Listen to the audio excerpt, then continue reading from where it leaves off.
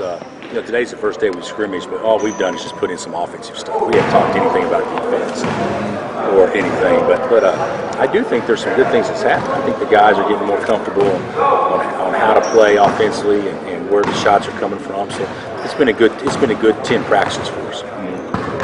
How confusing are the different rules? I mean, is there anything Well, there's 5 seconds on free throws, 8 seconds to get across. You got 24 seconds, obviously, is to 35. You can tip the ball, I guess, when it's on the rim still.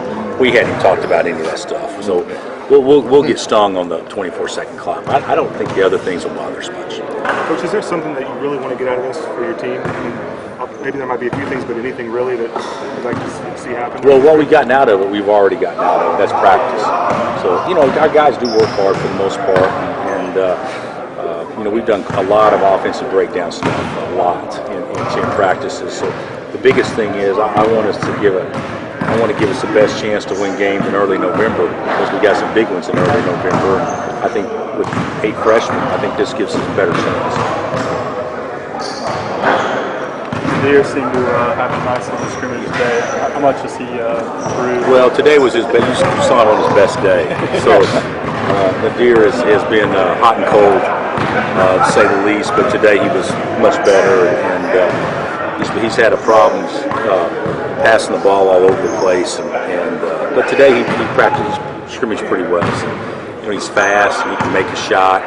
It'd be nice if he can kind of settle in as a backup point guard, but I really don't know. I don't know yet because he hasn't been very consistent so far. Just the size and the number of newcomers on this team is that the value of this trip? I think so. Just getting guys acclimated. Not counting Evan and Tyler, you got 8 freshmen out there that are on scholarship. So that's a lot. And it'd be good for Ben and Jamar to make some baskets under game-type conditions. But the biggest thing is just to kind of get them some game readiness.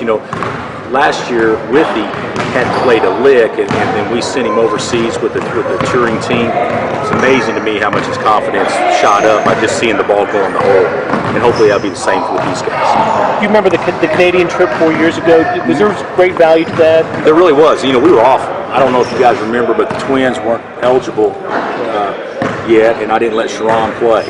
So that was Tyshawn was by far our best player there, and we had to run some really tricky stuff to beat a Canadian team that probably went 10-16 that season. So we weren't very good, but it was valuable because those young guys kind of got a feel for how we're going to try to play. Ben looked good today offensively before he had to go out. Yeah, he only played 1 quarter. But Ben is good offensively. Yeah, he's good offensively. He can do a lot of things. He's so athletic. But right now he's more of a shooter and just an athlete rather than really knowing how to plug himself in and use his athletic ability. He's going to be a nice player. Are you going to treat the games like a real game? Play the best players? No. Well, I don't know yet. I know that I don't know exactly how we're going to do it. I know I've talked to my staff about a strategy that we're going to do from a coaching standpoint, but I don't know exactly what it'll be. The way I visualize it is everybody play about 18 to 20 minutes, but if it gets down to the last 5 minutes, we got to win the game. We're trying to do that. So. This team that we played, I guess, first 2 games, I beat A&M twice last year and beat Villanova twice last year. And the year that Butler went to the finals against Duke, they beat them twice. And so I don't know if it's the same cast of guys, but, Cephalosa and some of those guys were playing. So I don't know if they're playing or not. A little bit. They got a big win this morning, isn't that right? Which I did not get up to watch, Sasha, in that particular. Wasn't that a 4 a.m. tip or something like that? Yeah. But I like Sasha, but not that much. But it's great. If I'm not mistaken, it's like the first big off the bench and getting a lot of playing time. They're 3-0, and I think they and the Americans may be the only undefeated teams left. I could be wrong on that, but I think is that right? Yeah. But I think it's great that he's doing so well.